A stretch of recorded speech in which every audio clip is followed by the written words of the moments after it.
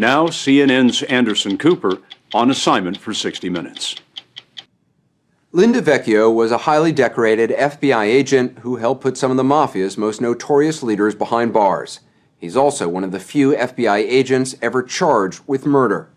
It was his relationship with a violent mob informant known as the Grim Reaper that got him and the FBI in trouble. He's telling the story for the first time in a new book and to us tonight. It's rare to get an inside look at the shadowy world of informants and their handlers. It's rarer still to hear an FBI agent describe a brutal mafia killer as his friend.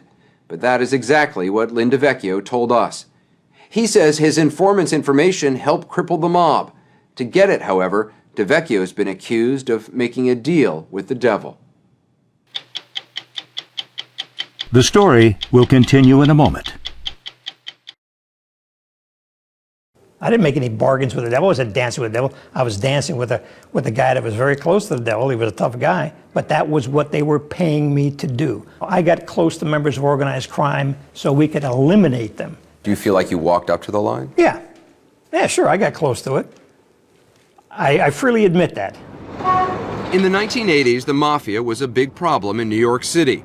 And this was as close as law enforcement often got. Surveillance footage taken outside a mob hangout called the Wimpy Boys Social Club in Bensonhurst, Brooklyn, an area then controlled by the Colombo family. One of the most notorious wise guys was Greg Scarpa, who had a reputation for brutality. He was a made guy, a button in the Colombo family. A tough guy, too. Very tough. Was absolutely fearless, one of the toughest guys I've ever seen. His toughness may have been legendary, but what no one in the Colombo family knew was that the Grim Reaper was also a rat.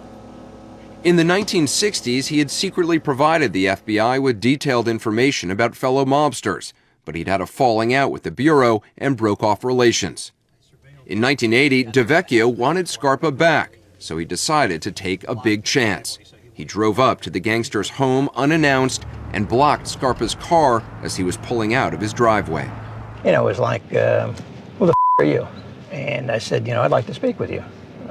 I do need some help. I want to get schooled in the life, educate me. About 2 weeks later, he called. And he said, come alone. And I did.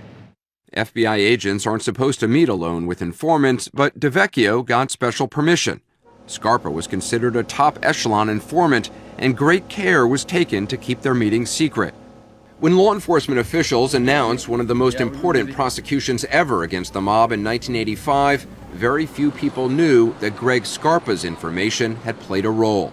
It was called the Commission Case. This is a great day for law enforcement. And it not only catapulted a young prosecutor named Rudy Giuliani into the limelight, it also sent the heads of 3 of the 5 crime families away for life. DeVecchio got promoted and ended up leading 2 organized crime squads in New York. Greg Scarpa got paid $66,000 for the information he supplied over 12 years. And when he was arrested for credit card fraud, DeVecchio helped keep him out of jail. His career and his life and his milieu that he worked in was so different than mine that it was fascinating to me to learn about that. I like the guy. I make no bones about that. I'm not ashamed of that. Doesn't mean I condone what he did. It was a friendship. It was a friendship. Absolutely. He was your friend. He was. But Greg Scarpa wasn't just a run-of-the-mill mobster. He was a stone-cold killer. He's believed to have murdered at least 12 people during the time he was an informant. DeVecchio told us that on one occasion, Scarpa even let him know he'd killed another mobster. There was a body found in Brooklyn one day. I said, who did the work? Who did the murder? Who killed him, yeah. And he smiled. What did that smile tell you? A smile told me he did it.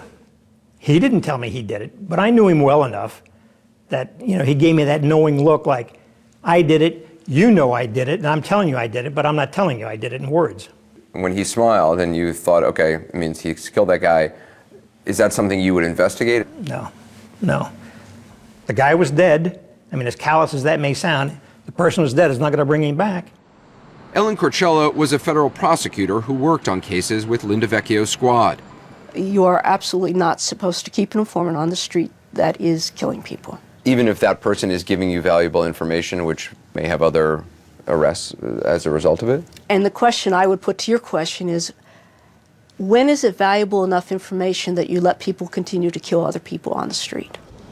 In 1991, a war started between two rival factions of the Colombo family.